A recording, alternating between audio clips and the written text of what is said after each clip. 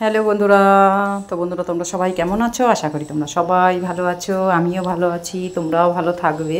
তো বন্ধুরা দেখো, আজকে আমি কিছু কচুর ফুল নিয়ে নিয়েছি। জানি না তোমরা খেয়েছো কি না, কিন্তু কচুর ফুল আজকে আমি রান্না করব। কিভাবে করব তো তোমাদের দেখাবো। প্রথম থেকে লাস্ট তক রেসিপিটা দেখো, আশা করি তোমাদের খুব ভালো লাগবে। আর যারা খাওনি তারাও এই রেসিপিটা দেখে বাড়িতে বানিয়ে খাও। আশা করি তোমরা একবার খেলে বারবার খেতে চাইবে। তো প্রথমে কচুর ফুলগুলো আমি কেটে নিতে হবে। তো দেখো, কচুর ফুলগুলো আমি কেটে নিয়েছি। মধ্যের যে ফুলটা, কচুর ফুলের মধ্যের সেই অংশটা আমি ফেলে দিয়েছি। আর দেখো, কচুর ফুলটাকে আমি ছোট ছোট করে কেটে জলের মধ্যে দিয়ে দিয়েছি। জলের মধ্যে দিলে কচুর যে কষটা সেটা বেরিয়ে যাবে, আর ফুলের গায়ে যে নোংরাটা থাকে সেটা পরিষ্কার হয়ে যাবে। তো দেখো, আমি গোল করে কেটে ভিতরের যে ফুলটা ফুটে পড়েছে সেইটা আমি কেটে ফেলে দিয়েছি। তো বন্ধুরা, কচুর ফুল কিন্তু খুব সুন্দর লাগে। আর বছরে একবারই কচুর ফুল হয়, গরমকালে। তো আজকে মনে করলাম আমি কচুর ফুলই রান্না করব। তো যাই হোক, প্রথমে আমি দেখো কড়াইতে জল দিয়ে দিলাম, তারপর একটু লবণ দিয়ে দিলাম। যে কোনো কচু জিনিসই যদি একটু সিদ্ধ করে নেওয়া যায় তাহলে গালটা ধরে না। এই জন্য আমি প্রথমে সিদ্ধ করে নেব কচুর ফুলগুলো। তো দেখো, আমি জলটা গরম হয়ে গেছে, আমি দেখো ফুলগুলো দিয়ে দিলাম কচুর। দিয়ে এবার একটু আমি ঢেকে দেব, ততক্ষণে সিদ্ধ হয়ে যাবে। সবগুলো দিয়ে দিলাম। এবার একটু নেড়ে ঢেকে দেব।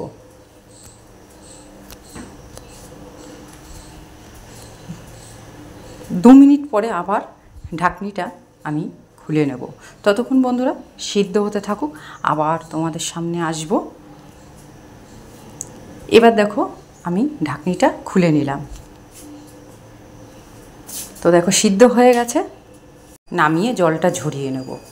তো দেখো, আমি কড়াই বসিয়ে দিয়েছি। এবার আমি তেল দিয়ে দিলাম।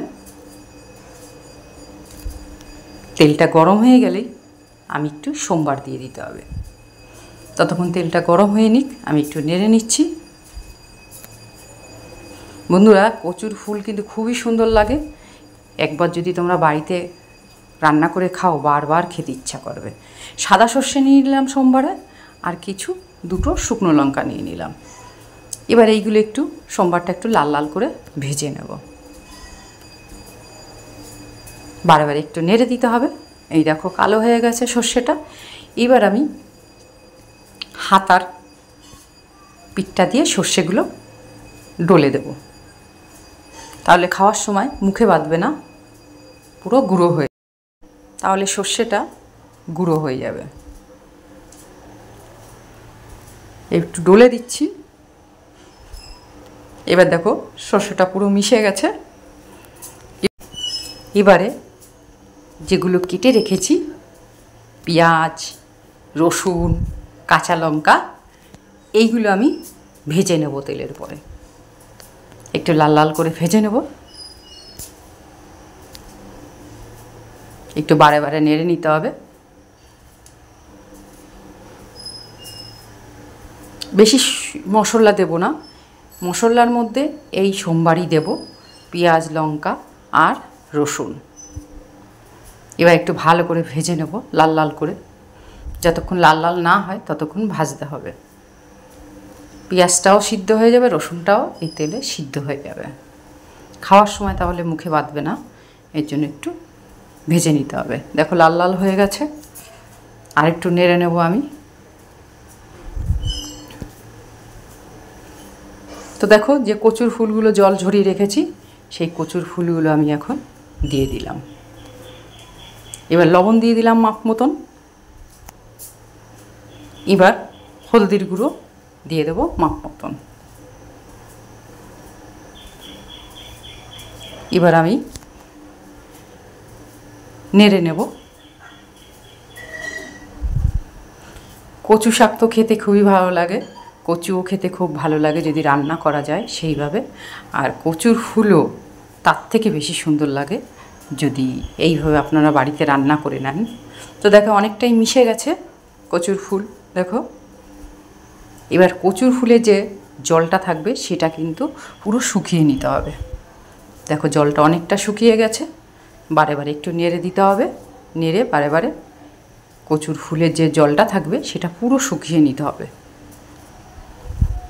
এবার একটু বারে বারে নেড়ে দেবো।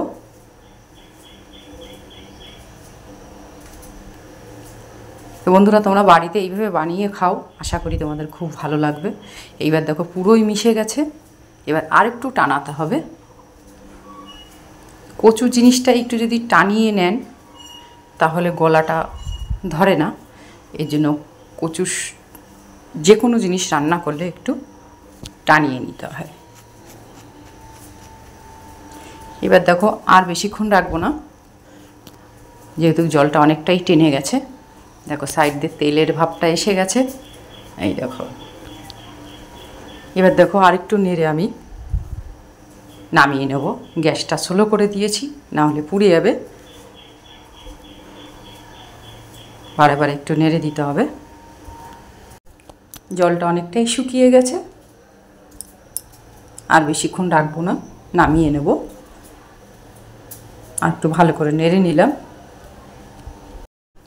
পুরোটাই কচুর ফুলের জলটা টেনে গেছে, আর বেশিক্ষণ রাখবো না, নামিয়ে নেব।